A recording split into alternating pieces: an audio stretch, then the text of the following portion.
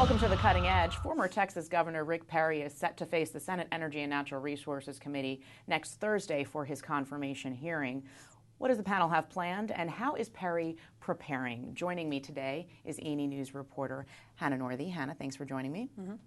So Hannah, Perry's hearing is not expected to be contentious. What do we know at this point about the line of questioning that we're going to hear from the panel? What are the topics?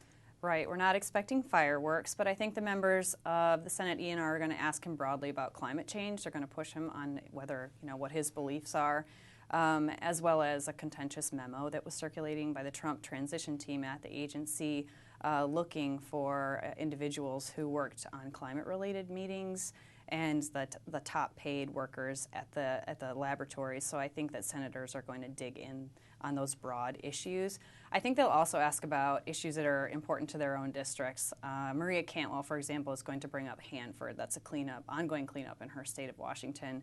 Whereas Senator Rob Portman will probably ask about uranium enrichment projects in his state. So it'll be both broad and regional. Right, and you've spoken to several Democrats on the panel. What's their mood going into this?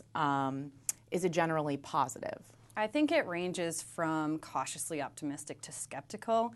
I talked to Cantwell yesterday, and she said that she's had a good conversation with him. They talked about smart grid technology, but she's going to push him on policies. I think she's going to explore what's going to happen with funding for infrastructure and energy innovation, all the way to members like Martin Heinrich, who said he's wholly unqualified, and members like Angus King, who is keeping an open mind, but really questioned why the president-elect tapped someone to lead the agency who wants to dismantle it. Right, and Perry at one time had said that we should do away with DOE. That's definitely going to come up in the hearing. So I think that's going to be the most important question asked at the confirmation hearing, and I think that he's probably going to step back from that position, because you have to remember that the Department of Energy and the nation's 17 national labs are so critical to jobs in all of these senators' states.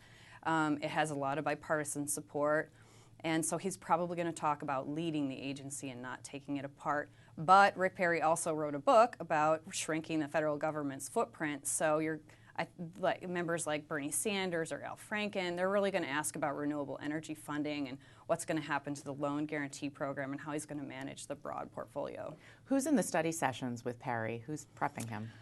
So some D.C. insiders and also his former managers during his presidential bid. So Mark Palazzo, who has ties to the Koch, he was a former director for Koch, and then Jeff Miller was his chief strategist during his political campaign, and then also Brian Wademan, he was a former Interior official. And you've also been doing some reporting on the names that are circulating for some additional positions at DOE and FERC. What's the latest on appointments? Right. So while all the focus right now is on the Energy Secretary, there are also like lower positions that we're looking, like Deputy Secretary, and we're hearing members Christine Savinicki. She actually is sitting on the Nuclear Regulatory Commission right now. Another name that surfaces, Dan Brulette. He is actually a former DOE official.